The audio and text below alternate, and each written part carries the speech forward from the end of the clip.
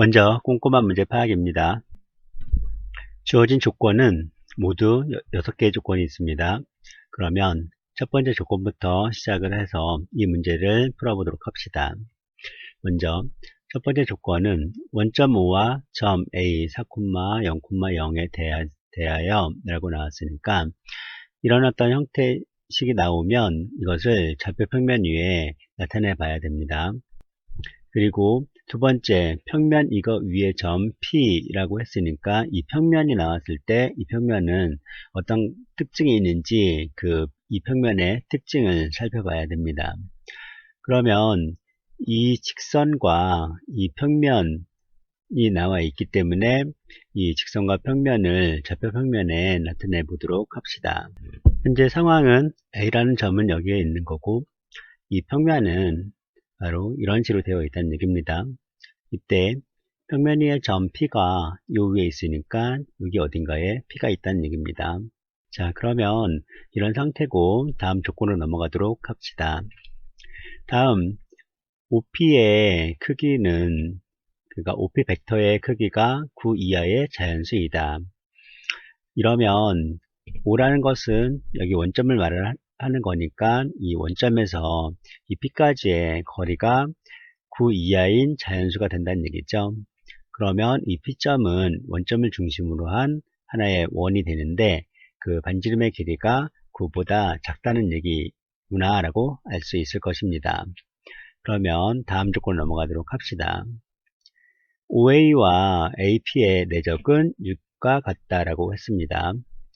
이 나번 조건에서 우리가 생각해야 될 것은 일단 이 시점을 통일시켜야 되겠죠. O에서 A로 가는 벡터고 여기는 A에서 P로 가는 벡터라고 했는데 이 O에서 A로 가는 벡터는 여기서 이 벡터를 말하는 거고 A에서 P로 가는 벡터는 이 벡터를 말을 하는 건데 이 A에서 P로 가는 벡터는 O에서 P로 가는 벡터에서 O에서 A로 가는 벡터를 빼면 되는 거죠. 그러면 이 나번 조건을 먼저 시점을 일치시켜서 변형을 해보도록 합시다.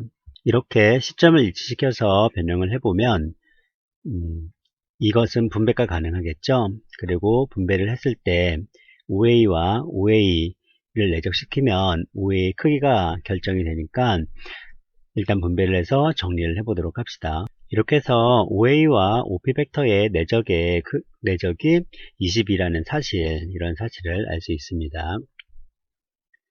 잘 기억해두고 나서 다음 조건을 넘어가도록 합시다.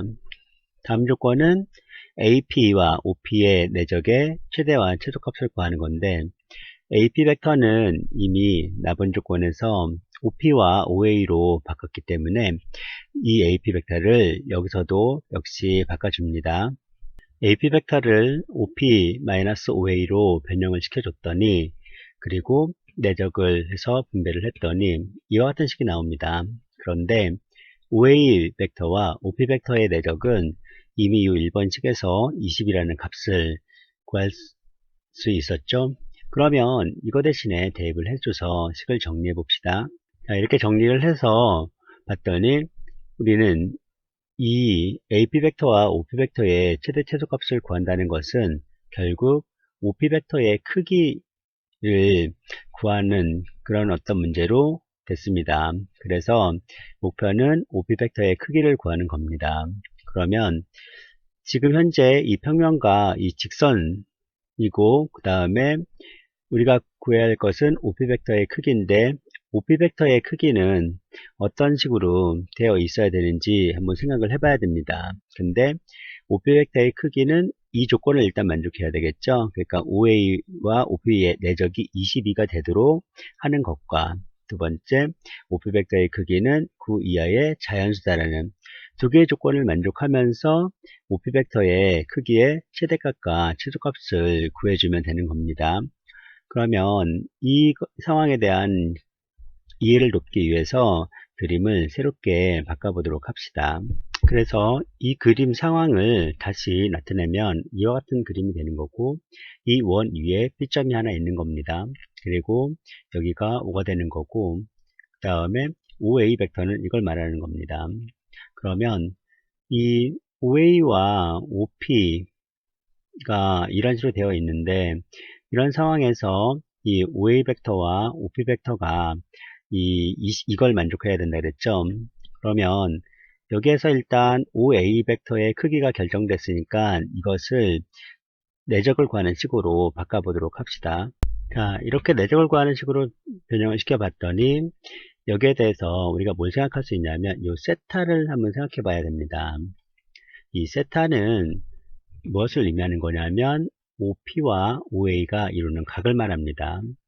이 OP와 OA가 이루는 각인데 OA는 고정이고 OP가 움직이는 겁니다. 이런 식으로.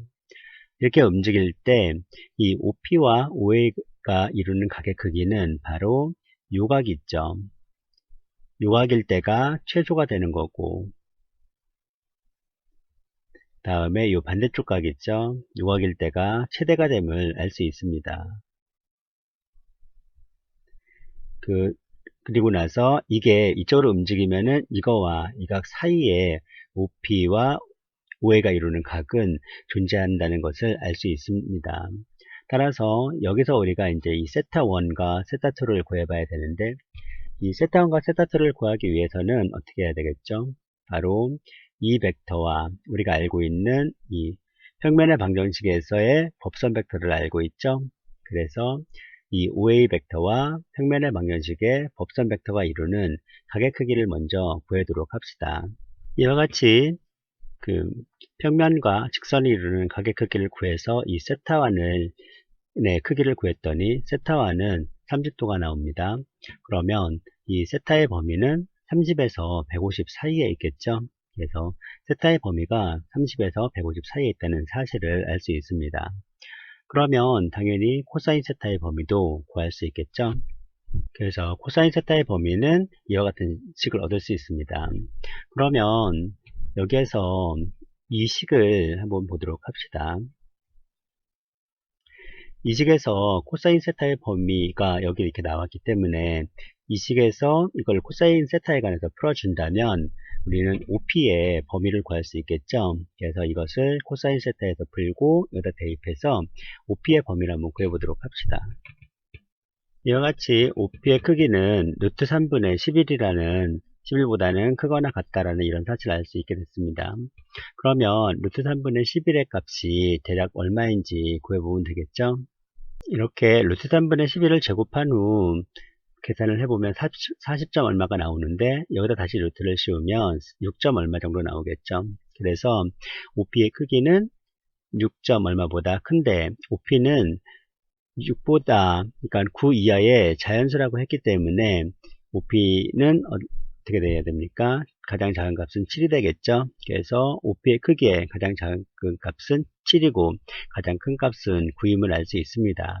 그러면 그 사실을 이용해서 여기에서 최대와 최소값을 구해보도록 합시다. 이렇게 대입해서 최대값은 OP의 크기가 9일 때고 최소값은 OP의 크기가 7일 때니까 대입해서 계산하다 결과가 나왔는데 결과는 4086이라는 이런 사실을 알 수 있겠죠. 자, 그러면 오늘의 풀이 과정은 여기서 마치고 다음 시간에 다시 만나도록 합시다.